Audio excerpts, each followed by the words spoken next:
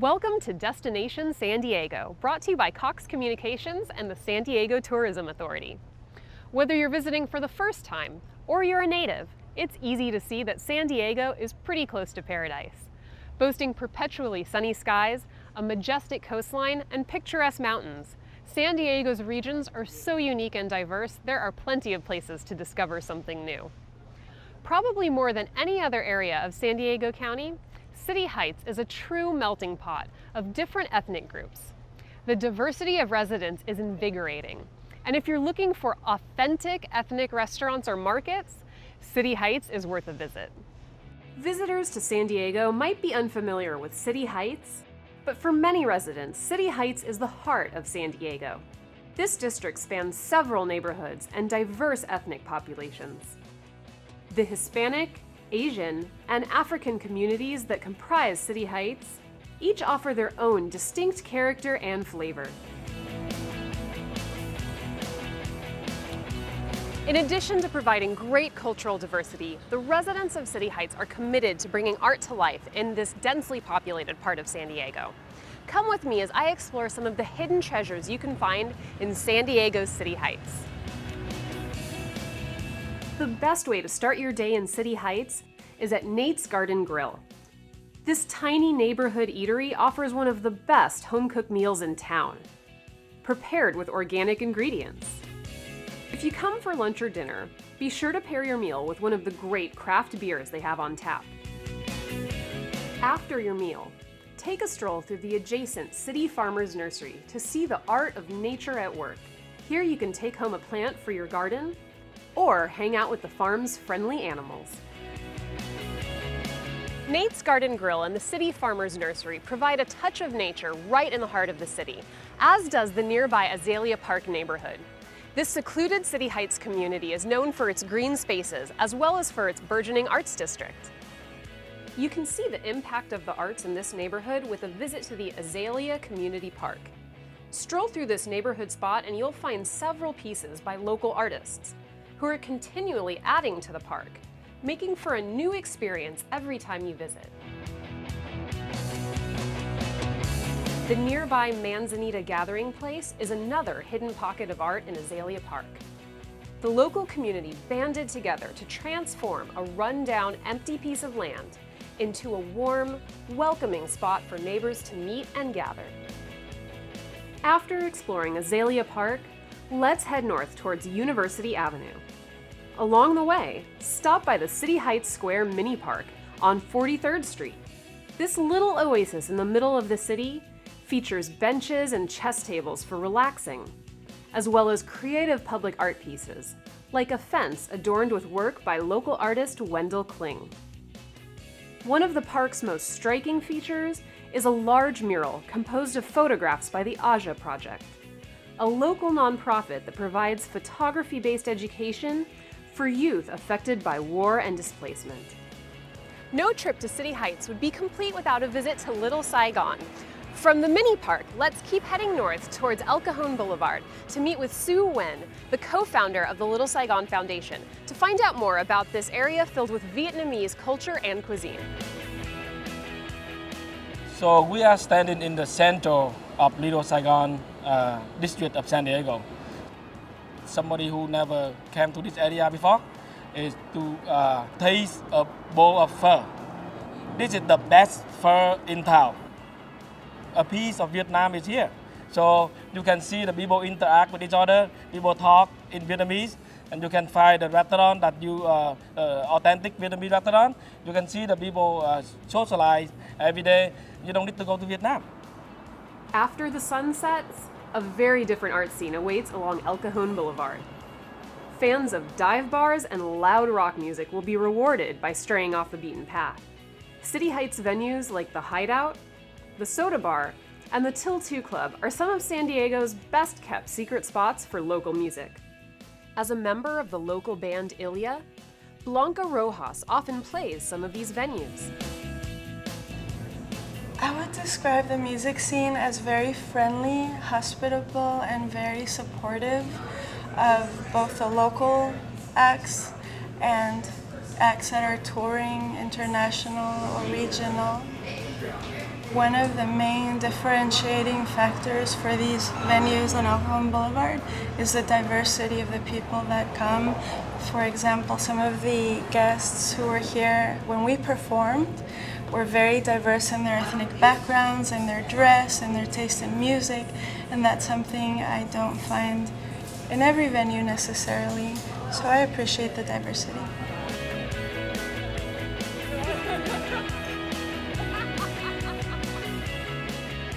What makes City Heights such a special part of San Diego is the diversity of experiences in each neighborhood. For more ideas on how to spend the day in City Heights, visit our website, 4sd.com, and head to the Destination San Diego page. We'll be right back.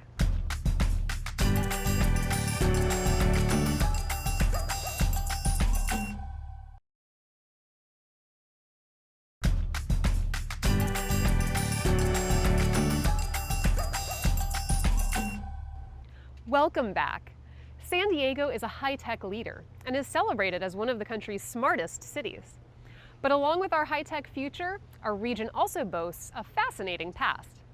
The beautifully restored Cosmopolitan Hotel in Old Town is the oldest surviving hotel in San Diego. Jack Gates has our reservation to take a look back. Then, in 1872, this is what the Cosmopolitan Hotel and Stage Stop looked like in Old Town. Now, we dissolved to the same building, but the restored Cosmopolitan Hotel. For the proprietor, it's been an emotional transformation. It's wow. You know, this is in my life. This is a profound property.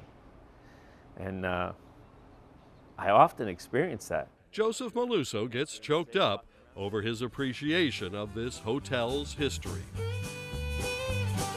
After being a private home in the 1820s, Albert and Emily Seeley bought the property. He was the controller of the stagecoach activity that was happening. In 1869, to accommodate travelers, they added the second story and opened the Cosmopolitan Hotel. Now that same angle reveals a hotel that took 3 years to restore and upwards of $10 million. The property now is very reminiscent of what it was like back then. Here's the hotel courtyard back then. Travelers stayed here for 50 cents a night. I think it was considered, the hotel in the area. Today, where that picture was taken, the courtyard is landscaped and part of the outdoor dining area. At one time, the inside of the building was used as a schoolroom.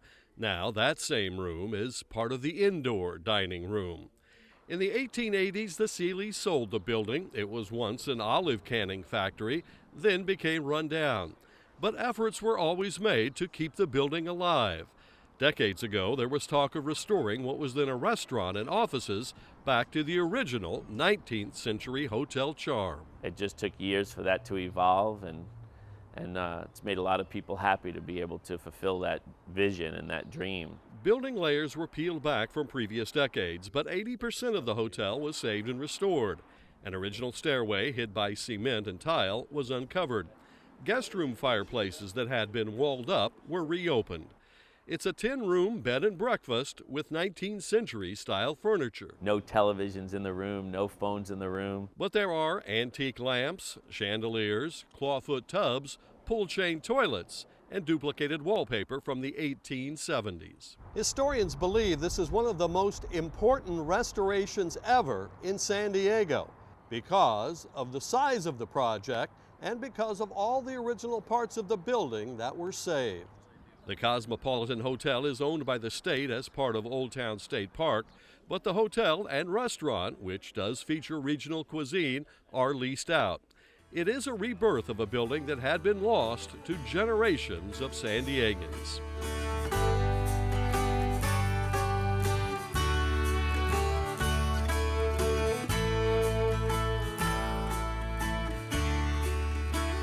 We take care of it as the stewards of history, the stewards of property, and never take a day for granted. But how would the Seeleys feel about their refurbished hotel now?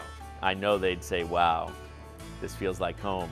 It was a place to experience then that can be experienced now. From Old Town San Diego, we move to our modern urban center and a downtown building that electrified our skyline. Jack Gates tells us about it, then and now. Electra. It's the name of the tallest and never to be duplicated luxury condo tower in downtown San Diego. There's something here of complete rareness, and that's what gives it its special quality, that those who live here and appreciate it know that it's not going to be seen again. It's unique because the building back then housed the San Diego Consolidated Gas and Electric Company, the predecessor to SDG&E.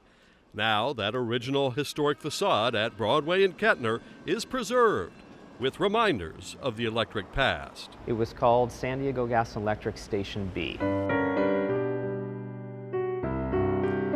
The Station B structure first took shape in 1911, built to power the Spreckels Electric Railway Company. But in the 20s, many electric railway cars were unplugged because of the popularity of the automobile. San Diego was growing, though, and needed power. San Diego Gas and Electric actually ended up taking over this in 1921. SDG&E Station B eventually supplied electricity for nearly 250,000 customers. The smokestacks were some of the tallest structures in downtown back in 1930. Here's that same view now. No smokestacks, a much different downtown skyline. But technology changed and new power sources came online. After nearly a half century, Station B finally closed. All the way through the 70s and the 80s, this building really did just sit vacant. And it was really looking for somebody to reuse and readapt this space. The Bosa Development Company bought the building and gutted it in 2004. The original historic walls were saved, restored, and earthquake retrofitted. But first, all the power equipment inside had to be removed, with some surprises. There were water tunnels underneath the building that were used to cool the generators. And I remember talking to one of our construction guys who said, they found lobsters and crabs down there. Before the makeover, this was a boarded up door on the side of the building. Now that same entrance has been refurbished, still paying homage to the original construction date.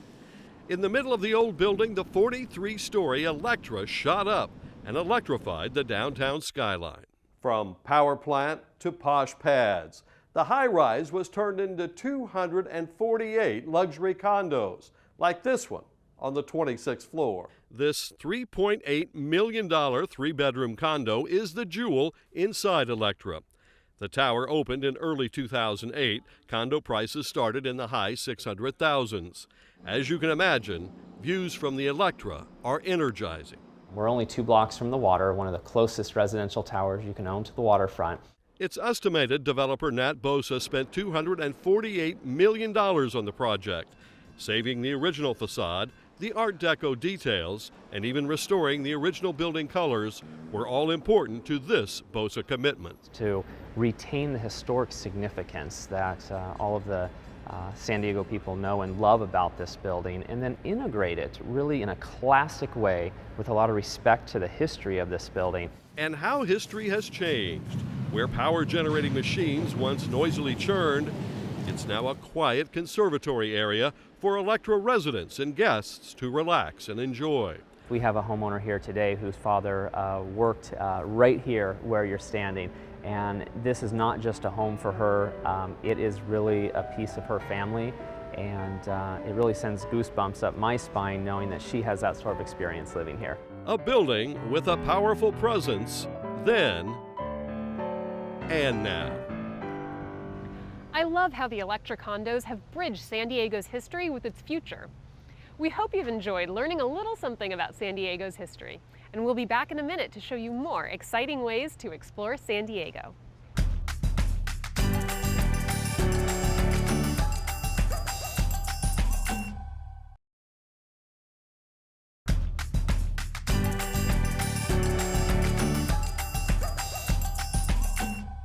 Welcome back.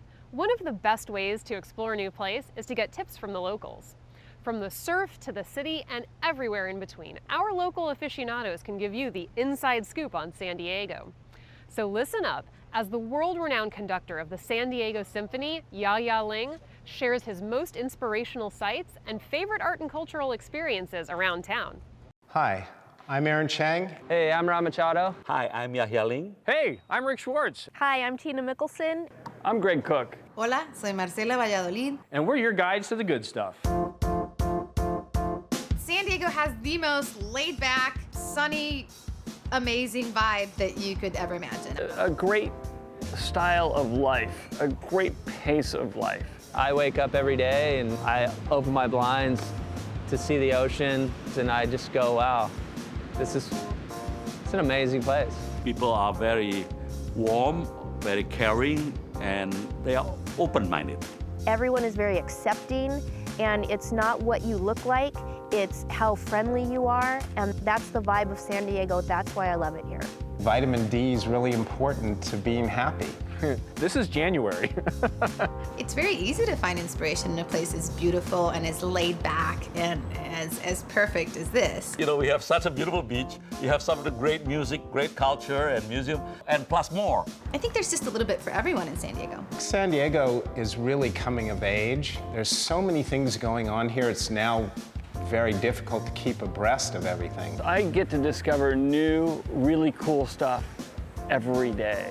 It depends on what you like around here. That's so beautiful that you can have the choice. Yeah, well, look around, man. There's like people walking, running, biking. We have so much to offer, and people are so active and alive and out there doing it. San Diego's happy, and happiness is contagious. Hi, I'm Jahja Ling. I'm your guide to the good stuff. San Diego is a great place for a musician. We are at the Jacobs Music Center, Copley Symphony Hall, where the orchestra perform. Here you have the world-class musician of the best playing with our symphony orchestra. In these few years, we have the greatest violinists from Itzhak Perlman, Pinka Zuckerman, Gil Shaham, Hilary Hahn, Joshua Bell, who just toured with us to China. Those are the greatest violinists. And then all those great pianists that come here to perform with us, and then Yo-Yo Ma played also with us. They're all coming to play here because they know that the orchestra is doing really great. We just played in Carnegie Hall and get a really great acclaim, and also toured to China. The great thing is that people in the community here really eager to hear the excellence in art, to be inspired with this great city. I don't think that San Diego is typical only one instrument, because there are many faceted of color that San Diego presents.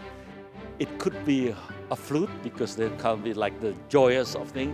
It could be also a cello, which is a mid-range thing, something have some kind of depth of sound and tenor and alto voice put together. You know, attractiveness, of sexiness of things like that in a cello sound.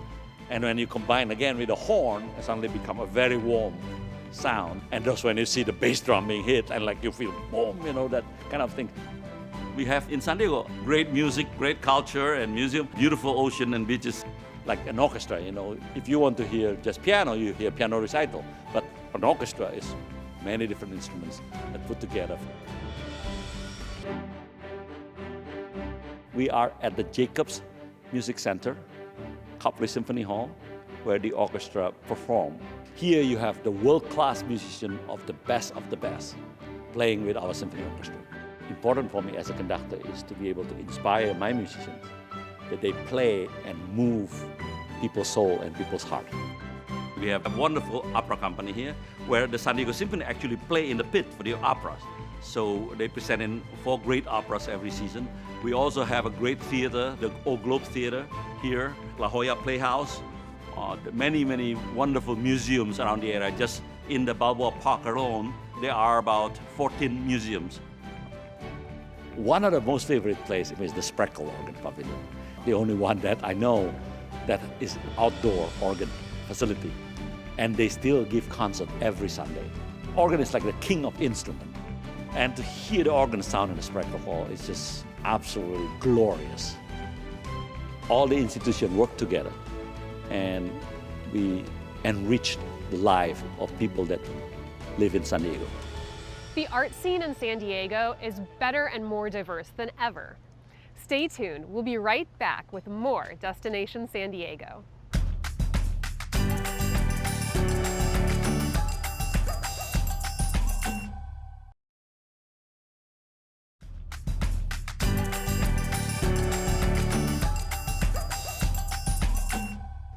Welcome back. Now let's raise the curtain on one of San Diego's national treasures in Balboa Park. Jack Gates has our tickets for the Old Globe Theater to watch its many evolutions between then and now. The Old Globe Theater then in 1935 was the latest attraction in Balboa Park. Standing in that same spot now, the Old Globe Center looks like this. Celebrating its 75th anniversary in 2010, the Old Globe is anything but old. It changes, it updates, it improves, but it never loses the essence. And if you can do that, then you're really doing good work. Longtime donor and former Globe Board member Darlene Shiley helps us in our journey. We'll see how the history of the Old Globe Theater then reads now like one of the Shakespearean tragedies performed there. We start in 1934 with construction. The Old Globe was built then to resemble Shakespeare's original Globe Theatre in London. Dissolved to now, the theater center still has that Shakespearean look and feel. Originally, the theater and actors were a temporary attraction for the 1935 Balboa Park International Exposition. Everything was centered around, Balboa Park, and here's the theater. You look back at the older pictures, it's astounding to think where we've come from. The San Diego Globe at first had no roof, but it was soon enclosed when it was decided the Globe would become a permanent community theater. To have come up with an idea that really, they talk about things that are visionary, and I think it truly, truly was, because look what happened after that. What happened was the Globe attracted the most acclaimed directors, producers, and actors in the industry. Now the Old Globe is considered a national treasure, with numerous productions going on to Broadway. Performers and productions are award-winning. But the biggest production took place after what happened in 1978. An arson fire at the Old Globe in 1978 gutted the theater. The arsonist was never caught. But through the rubble, hope emerged. There was a huge community donation effort, and the Globe was rebuilt in 2 years. What's the old adage about, the phoenix, rising? And the new Old Globe did rise. The idea was to recapture the charm of the original theater, to keep the past alive for theater goers who have lined the box office over the years. Now, the box office looks a little different. It's in the same area. But over the years, the Old Globe has grown, and the number of stages expanded. There's now an outdoor stage, a theater in the round, and the main Old Globe stage. We were also curious about this 1935 picture, the old curiosity shop, the original gift shop at the theater back then. Now, the area is still a gift shop and a refreshment stand, all part of the theater center. A theater center that is sleek and modern. But you don't want to make it so new, so different that it doesn't bear any resemblance to what it was. That's part of the charm of the Globe. It always will be. A charm that started with just a frame of an idea then, and now stands as a magical monument to the arts. No matter what's on stage at the Old Globe, you know it will be a great show. We hope you've enjoyed this edition of Destination San Diego, and that we've inspired you to go exploring in your own backyard. You can see all these stories and get more information on our website, 4sd.com, on the Destination San Diego page. Thanks for watching, and we'll see you next time.